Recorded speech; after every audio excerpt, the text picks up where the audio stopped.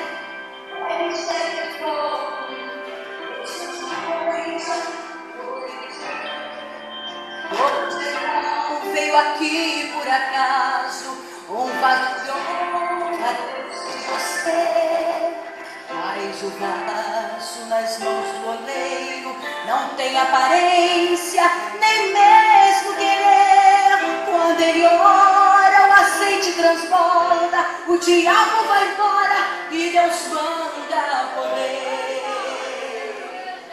Se você é esse vaso, levante as mãos e dê glória. Se você é esse vaso, sim, vai dando glória a Deus.